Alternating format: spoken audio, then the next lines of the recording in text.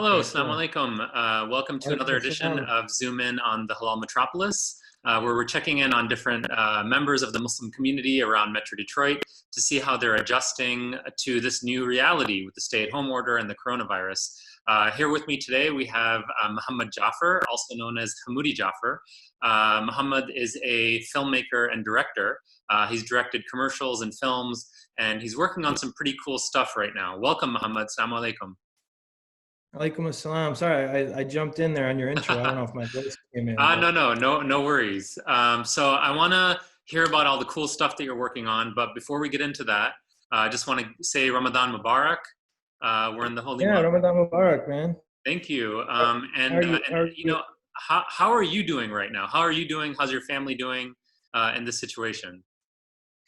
Um, I'm doing good. I'm. It's kind of weird reflecting on the last couple months because I think I was in the middle of a documentary when it all hit, so I was really impacted by it. Because it impacted the story I was working on. But as far as like from a personal place, we've had one close family member who's kind of battling through the virus right now. Outside of that, my family's doing pretty good. I'm doing pretty good.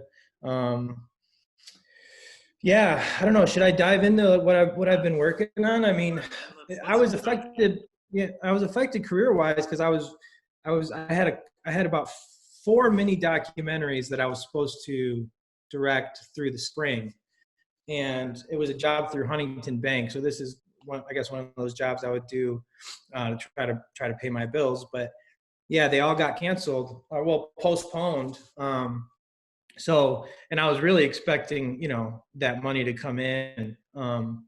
So there was an adjustment, just like everybody else, I would imagine. I filed for unemployment, and luckily I was approved for that. So I'm very grateful for that. That's even an option. But to take it back, I've been in the middle of working on a documentary project since December, and it's a project about this community called River Rouge. Are you familiar with River Rouge? I'm sure you are. Fellow downriver boy right here. Yeah, of course. Yeah, that's right, my man. That's right.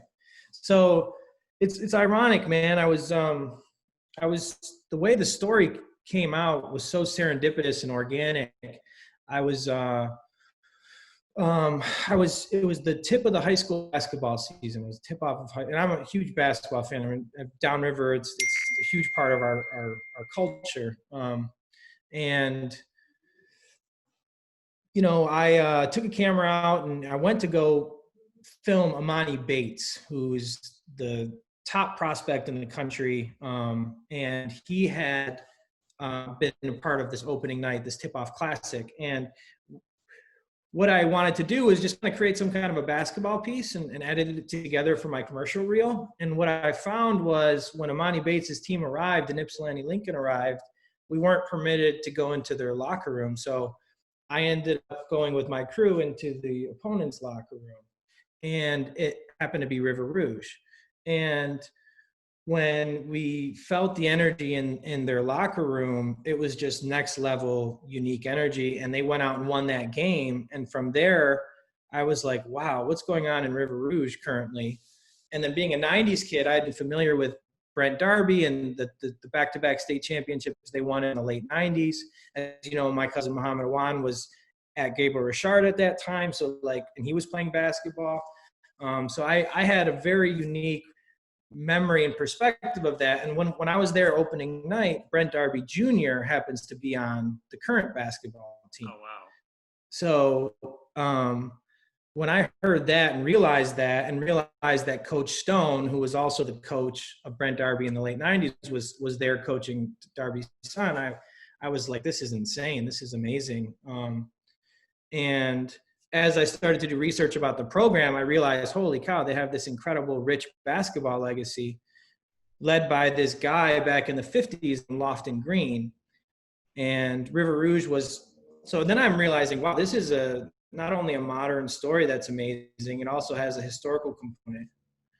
And when I researched Lofton Green, I realized this guy led the most successful period of basketball maybe ever in high school history. And he did it in a segregated town, leading with integrated philosophies. And he was kind of the proponent of,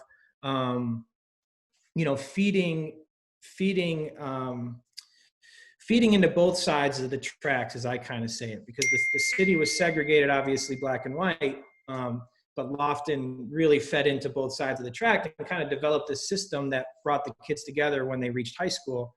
And he developed this synergy of basketball that, they won 12 state championships in the span of 18 years. And they were the first high school basketball team to have 5 black starters, and that was in 1962, to win a state championship. Yeah.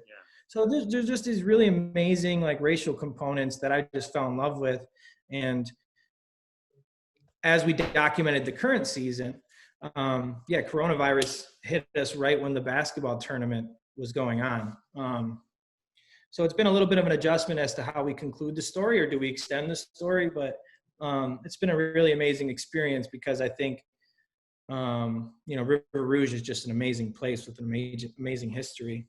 Yeah, a lot of great stories. And it seems like not only, of course, the production of the film, which has been impacted, but more importantly, the lives of these student athletes that you're working with. And so how are you able to adjust right now, in terms of, do you have a vision for the film, for the project? Are there things that you can do in the meantime while the school system and the state figures out what's going to happen? Yeah, well, I think the beauty of a documentary is, as you know, you kind of roll with the punches that you're getting thrown at, I guess, or getting thrown at you. So what we've tried to do is just we took a very immersive approach to the story anyways. So it became a very personal thing. And we developed relationships with these people where, I consider them friends and family at this point. So I remain in close contact with them, and we've tried to do a few things where we've brought like a single camera out to just capture a few things as they sort of transpire as time goes on. There's 3 seniors that we focused on, and they've gotten some college scholarship offers now, so we've tried to be able to make sure we're documenting all that. But we've also created a potential animation component that maybe we can implement into the story to kind of create an alternative ending that we never even considered, and just using our imaginations to get the most out of the story. So we have a lot of options, and we're kind of just, honestly, the timing of it's ironic because we're moving into post-production. So we're actually able to get ahead of our post-production schedule, because our editor, Shane Ford, his schedule sort of opened up and with this coronavirus. So it's allowed him and I to, and along with his brother, Jesse, to kind of really just dive in head first into post-production. Nice. So nice. We're using that to our advantage. Yeah. To just That's great. Yeah, that's really, really great to hear. I mean, I guess the last question I want to leave you with is, why is it important for you right now in the middle of all this to keep going with this project? I mean, why not just put it on hold? Why is it important for you as an artist, as a filmmaker, to continue going on with this project despite everything that's happening in the world right now? Well, I think, my mentality and the way I was raised, I can't remain complacent. I'm a type of individual that always needs to be doing something. So I just tried to adapt and use it as an opportunity to, get ahead of the edit, get into post-production faster than we had anticipated. So, and we're obviously it's also another unique time because there's a demand for content. So we're actually negotiating some things out west with some potential A-list executive producers that could come on and actually help us sell it, which I never, I dreamed of that, but I didn't realize it could happen so fast. So we're in the process right now of actually, we're catching people's ears that maybe we wouldn't have been able to catch, because maybe they wouldn't have had the time maybe they would have just clicked through and not looked at our work. So we also, edited kind of like a mini version of it to try to pitch it. So we're actually using it at our advantage. We're trying to take this free time and adapt and figure out how we can get the most out of the situation, both from editing and from selling. Sounds good. Mohamed, thank you so much for your time. Really appreciate it, man. Keep up the great work. Can't wait to see when this film comes out. Please keep us posted and stay safe out there. Thanks, Reza. You too, brother. You All too, right, man. man. Assalamu alaikum. Alaikum assalam. I'll talk to you.